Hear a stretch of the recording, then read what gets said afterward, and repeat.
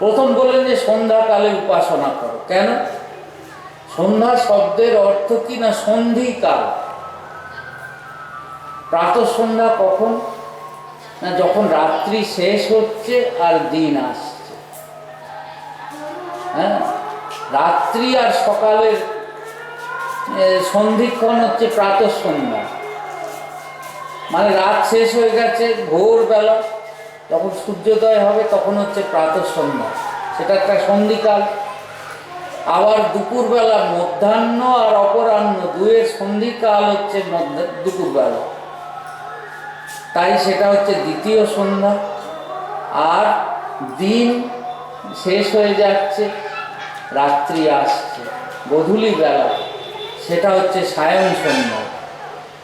এই ত্রিসন্ধ্যা ব্রাহ্মণদের উপাসনার কথা বেদে বারবার বলা আছে। তো এই সন্ধিকালে কেন ভগবানের উপাসনা করতে বলা হয়েছে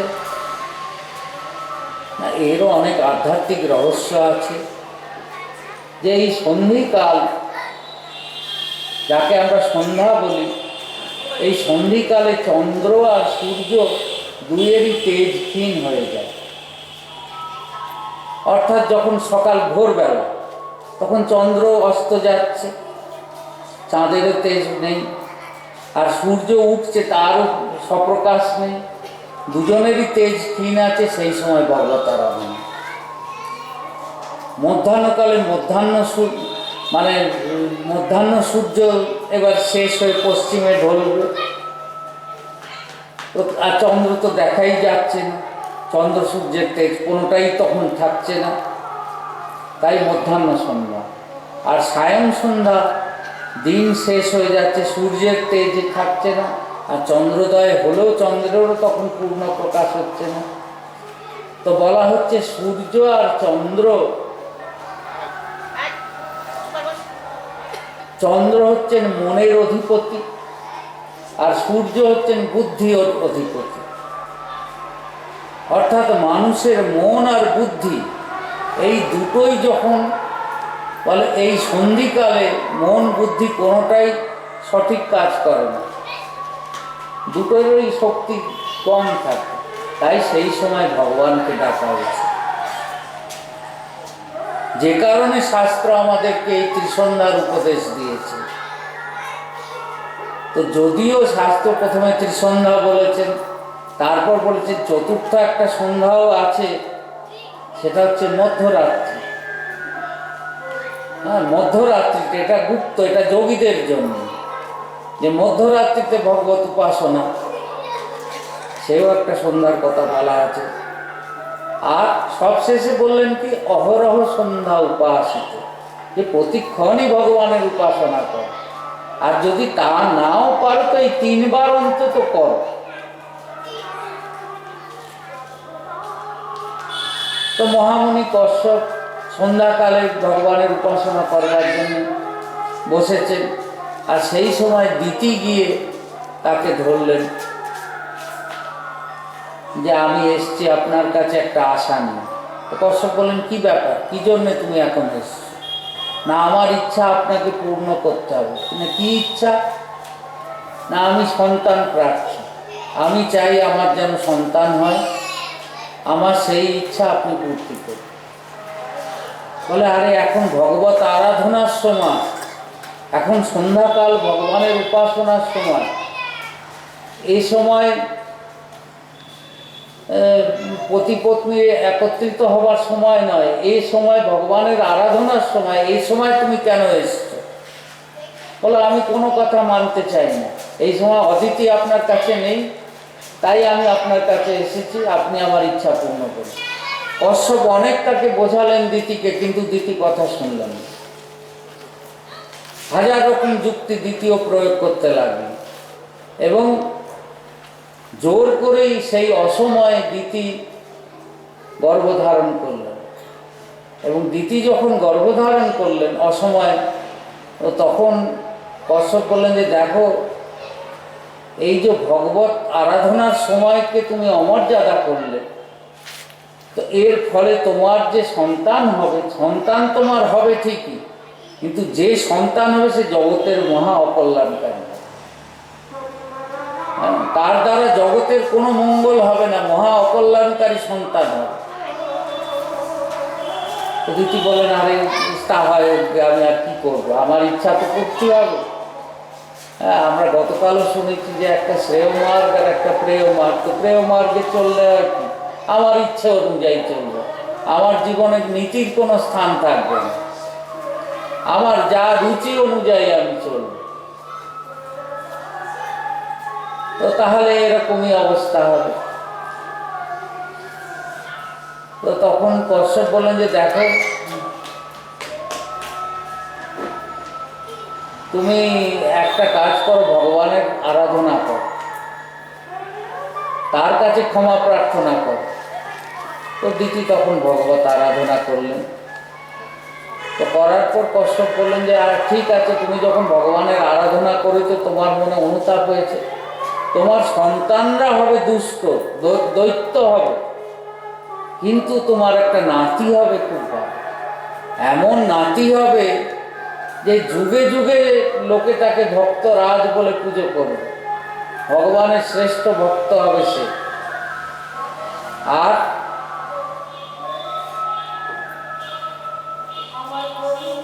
পৌত্র ভালো হবে, এই কথাও বললেন। আর এটাও বললেন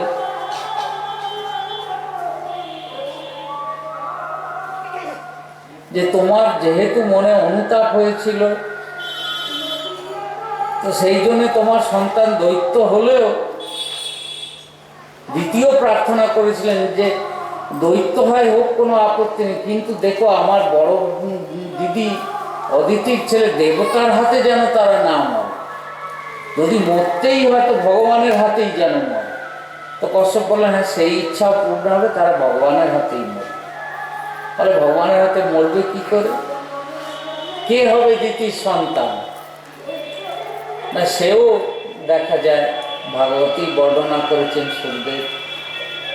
আমরা প্রথমেই শুনেছি যে ব্রহ্মার প্রথম সৃষ্টি হয়েছে সনক আদি চতুর্মুনি।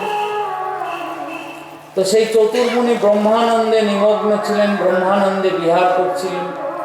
স্বেচ্ছা বিহার করতে করতে তারা নিজেদের ইচ্ছে মতো ঘুরে বেড়ান, স্বতন্ত্র গতি। তো ঘুরে বেড়াতে বেড়াতে হয়েছে কি, হঠাৎ তাদের নাকে কি একটা গন্ধ এসে লেগেছে। ভাবছেন আরে নাকে কিসের গন্ধ আসছে, অপূর্ব গন্ধ, অপূর্ব সৌরভ নাকের মধ্যে আসছে। আর যেই এসেছে সেই গন্ধ কোথা থেকে আসছে তাকে লক্ষ্য করে তারা চলেছেন সেই পথে। তো বলছে ব্রহ্মানন্দী মুনি যারা, তাদের ইন্দ্রিয় দিব্য হয়ে যায়। হ্যাঁ, তাদের সব ইন্দ্রিয় দিব্য, কোনো প্রাকৃত ইন্দ্রিয় নয়। তো তাই তাদের নাকে কোনো জাগতিক গন্ধ আসতে পারে না, তাদের নাকেও যে গন্ধ এসছে সেটা দিব্য গন্ধ। কোথা থেকে? না, বৈকুণ্ঠে ভগবান বিরাজিত রয়েছেন, সেখানে ভগবতী মহালক্ষ্মী তার চরণে তুলসীর মালা পরিয়ে দিয়েছেন নূপুরের মতন। তো ভগবানের চরণে যে তুলসী চন্দন এর মালা রয়েছে, সেই তুলসীর আর চন্দনের সৌরভ নিজের নাকে এসে পৌঁছেছে। তাতে তাদের ব্রহ্মানন্দ চলে গেছে, তাদের যে নিরাকার ব্রহ্মের আনন্দ ছিল সে চলে গিয়ে এবার তারা সগুণ সাকার ব্রহ্মের পেছনে দৌড়েছে। এইখানেই আমাদের শাস্ত্র সিদ্ধান্ত বারবার দেখিয়েছেন, ভাগবতী সিদ্ধান্তের বৈশিষ্ট্য, যে যারা মনে করেন যে ভগবান নিরাকার, নিরাকার ব্রহ্মই হচ্ছে সর্বোপরি, এই ভাবনা যাদের, তাদেরকেই ভাগবত দেখাচ্ছেন যে যারা নিরাকার ব্রহ্মকে উপলব্ধি করেছেন। যদিও ভাগবতে একথাই বলা হয়েছে যে একই অদ্বয় তত্ত্ব ব্রহ্ম, পরমাত্মা, ভগবান তিন রূপে আছেন, কিন্তু তাহলেও যারা ব্রহ্মকে উপলব্ধি করেছেন তারাও ভগবানকে উপলব্ধি করার জন্য পাগল হয়ে যায়।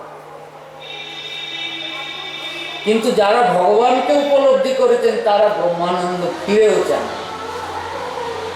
তাহলে কোনটায় বেশি আনন্দ আছে? হ্যাঁ, নির্গুণ নিরাকারে না সগুণ সাকার? বস্তু এক হলেও নির্গুণ নিরাকারের মধ্যে কোনো শক্তি নেই, কোনো লীলা নেই, আনন্দ আছে ঠিকই, কিন্তু এক রস। কিন্তু প্রতিক্ষণ বর্ধমান আনন্দ, সগুণ সাকার ব্রহ্মে যে আনন্দ আছে, আনন্দ সিন্ধু, কৃষ্ণ প্রেমানন্দে যে আনন্দ সিন্ধু, কোটি ব্রহ্মানন্দ নহে তার এক বিন্দু, কোটি ব্রহ্মানন্দ তার এক বিন্দু বসে। তাই এই ভাগবতী প্রমাণ দিচ্ছেন যে ব্রহ্মানন্দী মুনিগণ, সনকাদি চতুর্মুনি তো জন্ম থেকেই ব্রহ্মানন্দী ছিলেন, তো তারা সেই ব্রহ্মানন্দকে ত্যাগ করে তারা সেই ভগবানের প্রেমানন্দ লাভের জন্য দৌড়লেন বৈকুণ্ঠে। তো যখন তারা সেই সুগন্ধকে অনুসরণ করে বৈকুণ্ঠ লোকে পৌঁছালেন, পৌঁছে বলে ভগবানের 7টি দরজা, বৈকুণ্ঠের 7টি দরজা। তো এও যে ভাগবতে বলা আছে, ভাগবতের প্রতিটি লীলা মধ্যে অনেক আধ্যাত্মিক রহস্য আছে। মানে এই যে সেই অতীতে হয়েছে, এখন আর তার কোনো মূল্য নেই, এরকম ব্যাপার না। হ্যাঁ, বললে অনেকে বলতে পারে, আরে সেই ঘনকাদি চতুর্মুনি, সে তো সত্যযুগের কথা, তাদের কথা শুনে আমাদের কী উপকার? বলে না, এখনো সেই প্রসঙ্গ সজীব। কি করে? বলে এই সনকাদি চতুর্মুনি কে? তারা তো ব্রহ্মার পুত্র সনকাদি চতুর্মুনি ছিলেন, কিন্তু এছাড়াও এখনো এই সনকাদি চতুর্মুনির প্রকাশ রয়েছে। কিভাবে? এই সনকাদি চতুর্মুনি কে? না, আমাদের অন্তঃকরণেরই 4টে স্বরূপ হচ্ছে সনকাদি চতুর্মুনি। কি না, আমাদের বেদান্তে বলা হয়েছে যে আমাদের অন্তঃকরণের 4টে বিভাগ আছে। কি বিভাগ? না, মন, বুদ্ধি, অহংকার, চিত্ত। একই অন্তঃকরণ, কিন্তু তার 4টে বিভাগ আছে। মন কাকে বলে? না, যার মধ্যে সর্বদা সংকল্প বিকল্প চলছে, এটা করব না, না ওটা করব, এটা ঠিক না ওটা ঠিক। যেমনি অনেকে বলে থাকেন, আমার মন ভারী চঞ্চল, মনকে কিছুতেই ঠিক করতে পারে। আরে মন মানেই তো চঞ্চল। শাস্ত্র দৃষ্টিতে দেখলে মন কাকে বলা হচ্ছে? না, নিরন্তর যার মধ্যে সংকল্প বিকল্প চলছে, সেটাই হচ্ছে মন। মন মানে সে কখনো স্থির নয়, সদা এদিক ওদিক করছে। তাহলে আমরা কোনো কাজ করি কি করে? চঞ্চলকে দিয়ে তো কাজ করানো যাবে না, এ তো এদিক ওদিক করে বেড়াচ্ছে। একটা স্থির ভাবতে হবে। তখন যখন আমরা ক্রিয়া করি, হ্যাঁ, মানে ডিসিশন নিতে গেলে, তখন সেটা আমরা মনের দ্বারা নিই না, তখন হচ্ছে বুদ্ধি। যখন ক্রিয়া নির্ণয় করি, হ্যাঁ, মনের মালিক, মনকে নিয়ন্ত্রিত করি, মনকে নিয়ন্ত্রণ করে, সেও ভেতরে অন্তঃকরণ দিয়ে।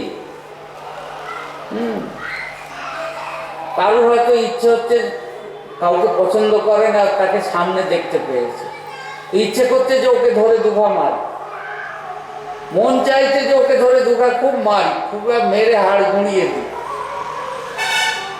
মন চাইছে। কিন্তু সেই মনকে বুদ্ধি এসে নিয়ন্ত্রণ করে। বুদ্ধি বলেন, করো না বাবা, হ্যাঁ, একে এখন মারধর দিলে তোমারও থানা পুলিশ হবে, তোমাকে যেতে হবে। হ্যাঁ, যখন বুদ্ধি ফেল হয়ে যায়, তখন অবশ্য ব্যাপার আলাদা। হ্যাঁ, কিন্তু মনকে নিয়ন্ত্রণ করা যায় বুদ্ধিকে দিয়ে। হ্যাঁ, ক্রিয়ার নির্ণয় হয় বুদ্ধির দ্বারা।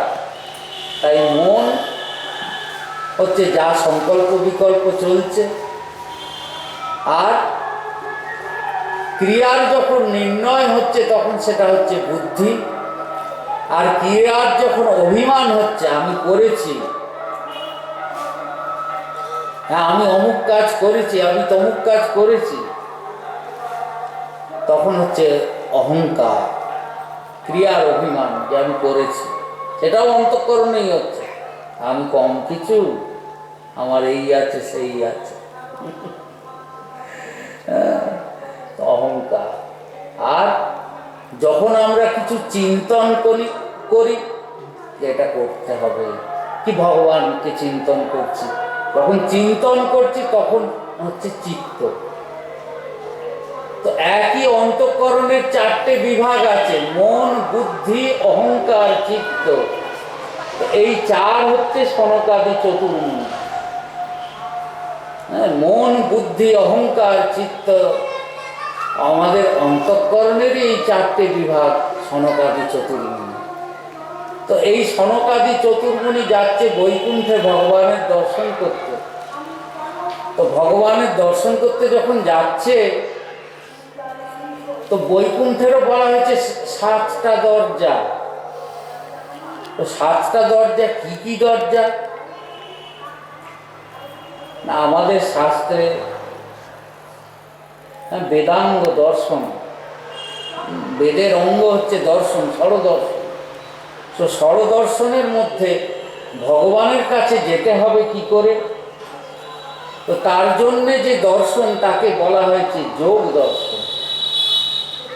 যোগের মাধ্যমে যেতে হবে তার কাছে। তো সেই যোগ কি না, অষ্টাঙ্গ যোগ। হ্যাঁ, অষ্টাঙ্গ যোগ মহামুনি পতঞ্জলি যোগ দর্শনের প্রধান। তো যোগ দর্শনে অষ্টাঙ্গ যোগ বলা হয়েছে, যে যোগ দর্শনে সে অষ্টাঙ্গ যোগ কি, যম, নিয়ম, আসন, প্রাণায়াম, প্রত্যাহার, ধ্যান, ধারণা, সমাধি। তো এই যে অষ্টাঙ্গ যোগের কথা বলা হয়েছে,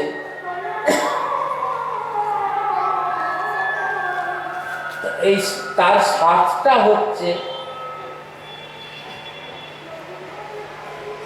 ধারণা অবধি হচ্ছে 7টা হচ্ছে বৈকুণ্ঠের 7টা দ্বার। আর তারপর অষ্টম হচ্ছে সমাধি। তো সেই সমাধি অবস্থায় পৌঁছালে তখন ভগবত সাক্ষাৎকার, ভগবানের দর্শন হয়। যদিও কলিযুগের লোক এই অষ্টাঙ্গ যোগের অধিকারী নয়, কলিযুগের লোক আগে মুনি ঋষিরা এই অষ্টাঙ্গ যোগ সাধন করেছে, কিন্তু কলিযুগের জন্য একটাই যোগ হচ্ছে ভক্তি যোগ, প্রেম যোগ, শরণাগতির মান। কলিযুগের লোক এসব অষ্টাঙ্গ যোগ করতে পারবে না, কারণ প্রথমেই যে সম, দম এগুলো বলা হয়েছে।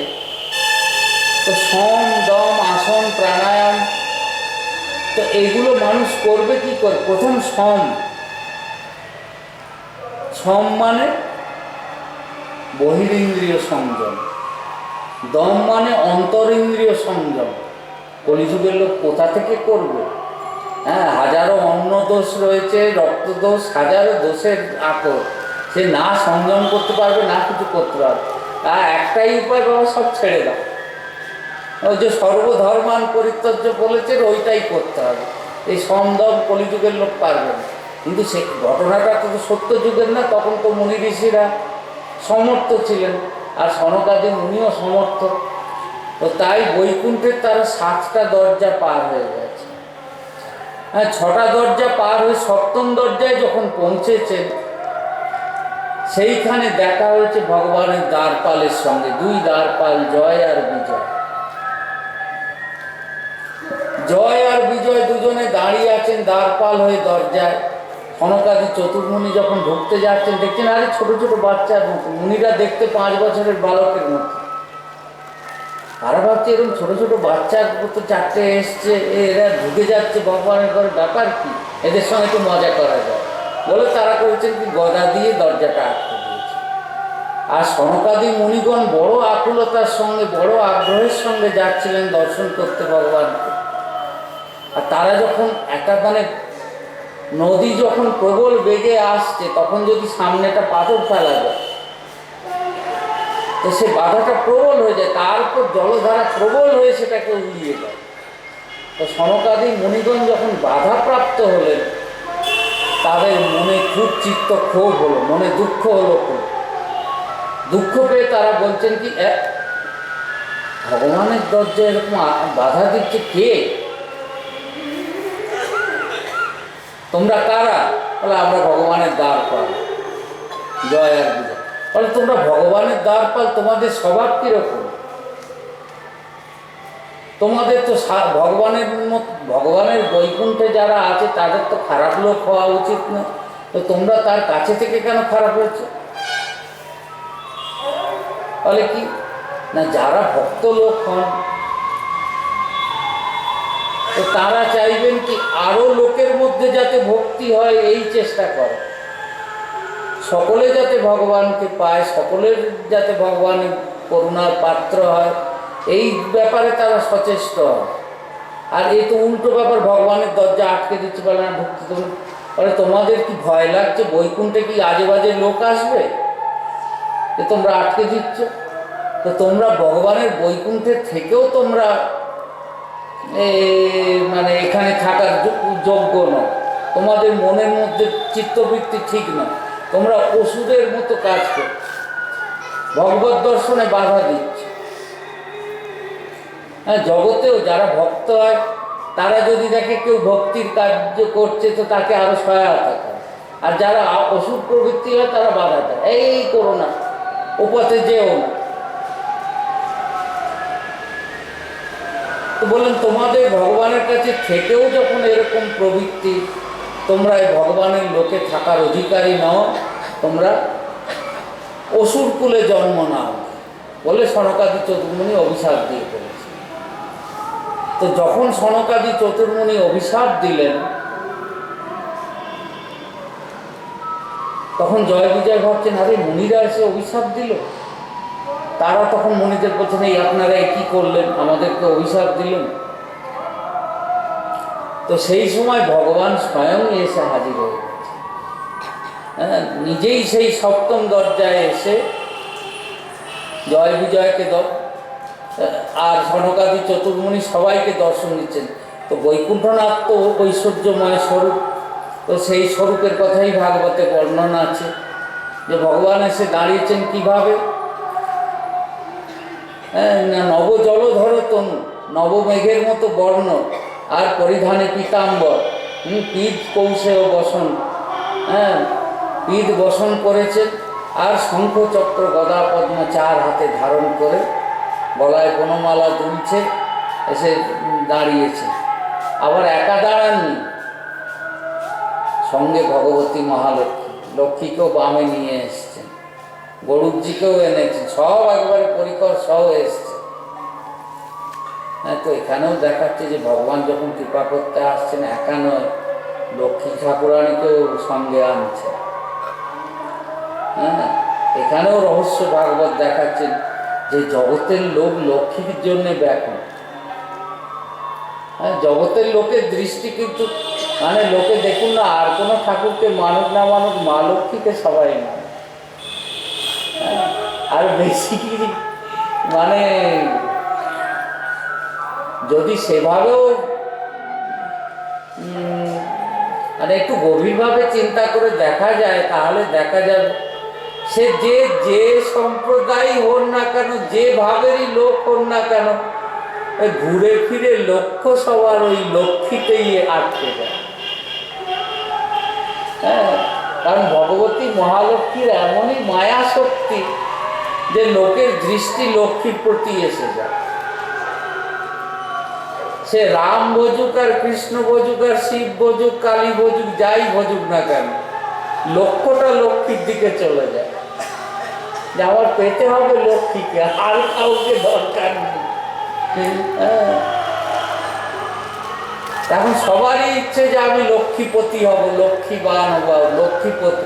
তো ভগবান দেখাচ্ছেন যে দেখো বাবা, লক্ষ্মীপতি কেউ নয়, তোমরা হাজারো চেষ্টা করলেও লক্ষ্মীর পতি কেউ হতে পারবে না, লক্ষ্মীপতি একমাত্র আমি।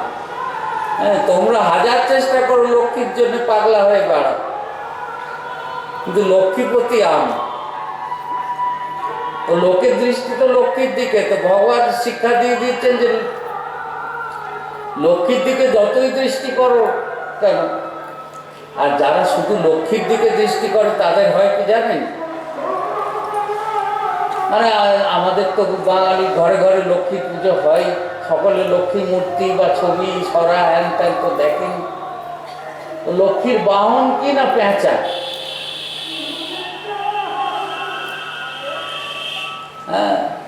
হ্যাঁ, ব্রজভাষায়, বৃন্দাবনের ব্রজভাষায় হিন্দিতে পেঁচাকে বলা হয় উল্লু।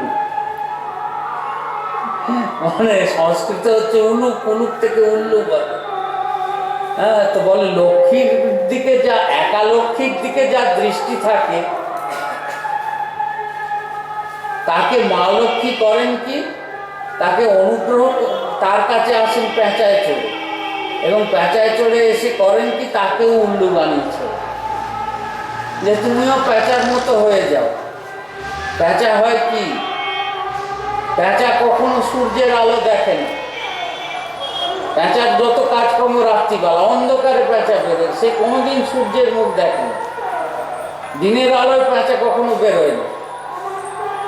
তো যারা লক্ষ্মী কৃপাপাত্র হওয়ার অভিমান করে, তো তাদেরও দেখা যায় কি হয় না, এমন অহংকার এসে যায়, সে ধরাকে সরা দেখে। মানে লক্ষ্মী যদি কাউকে একটু তুলে দেয়, হ্যাঁ, একটু যদি কাউকে মানে জাগতিকভাবে অনুগ্রহ করে, তো দেখা যাবে একটু লক্ষ্মী থাকলে, মানে তুলসীদাসজিও রামচরিত মানসে বলেছেন যে নহি কৌ আসে জন মা জগ মাহি প্রভুতা পাহি যাহি মদনাহি।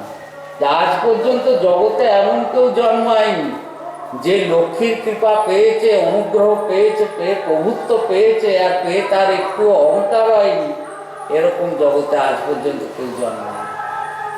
হ্যাঁ, এক ভগবান যদি কৃপা করেন তাহলে আলাদা কথা, কিন্তু লক্ষ্মীর কৃপা পেলেই লোকের সেই উল্লুর স্বভাব হবে, পেঁচার স্বভাব হবে। সে মনে করবে যে আমি যা বলবো সেইটাই চরম, আমার চেয়ে বড় আর কে আছে। আরে কেউ তো কুবেরের সমান হয়নি। হ্যাঁ, সব জায়গায় বাবারও বাবা আছে, কিন্তু লোকের দৃষ্টি আর তত যায়, একটু পেলেই সে তখন তার কি অভিমান। কিন্তু ভগবান দেখাচ্ছেন যে লক্ষ্মী আরেক নাম চঞ্চলা, মানে সদা চঞ্চল, কখনো স্থির থাকেন না। এ তো ইতিহাস পড়লে বাস্তব প্রমাণ হাজারো দেখা যায়।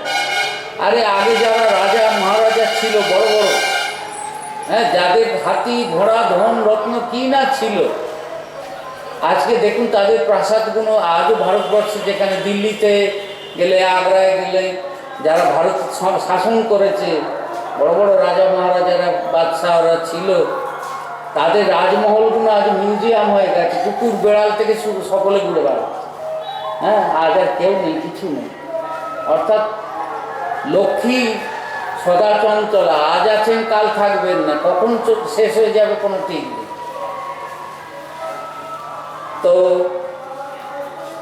লক্ষ্মীকে স্থির করার উপায় কি? লক্ষ্মী একটি জায়গায় স্থির হন, কোথায় না ভগবানের চরণে।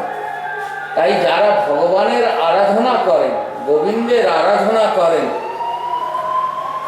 তাদের আলাদা করে আর লক্ষ্মীকে আরাধনা করতে হয় না, ডাকতে হয় না। যেখানে ভগবান আছেন, লক্ষ্মীপতির উপাসনা যেখানে হয়, লক্ষ্মী সেখানে আপনিই আসেন। তাই ভগবান শিক্ষা দিলেন কি না, যখন সনকাদি চতুর্মুনিকে দর্শন দিলেন, একা দিলেন না, সঙ্গে লক্ষ্মীকে নিয়ে নেন। তো দেখো আমার সঙ্গে লক্ষ্মীও থাকে। তো সনকাদি চতুর্মুনি ভগবানকে দেখে আনন্দে আত্মহারা হয়ে তার চরণে বারবার প্রণাম করে বললেন, প্রভু আমরা অপরাধী, আমরা অপরাধ করেছি, ক্ষমা করো। আমরা তোমার দরজায় এসে তোমার সেবকদেরকে অভিশাপ দিয়েছি, তো তুমি আমাদের সেই অভিশাপ খণ্ডন করে দাও। তো ভগবান তখন হাসতে হাসতে বলছেন, দেখো তোমরা এটা ভুল করছো, এখানে যা কিছু হয়েছে সব আমার ইচ্ছায়, তোমরা কিছু করো না। কেন? আমরাও বলে থাকি যে সনকাদি চতুর্মুনি রেগে মেগে শাপ দিয়েছিল। তো শাস্ত্র সিদ্ধান্ত কি, যে যারা ব্রহ্মানন্দী মহাপুরুষ, সনকাদি চতুর্মুনি মহামুনি, তাদের মধ্যে কাম ক্রোধ লোভ মোহ কোনো রিপু থাকতে পারে? তাদের মধ্যে ক্রোধ থাকতে পারে? তারা রেগে যাবেন, এই ব্যাপার হতে পারে? আর ভগবানের পরিকরদের উপর রাখবেন, রেগে তাদেরকে অভিশাপ দেবেন?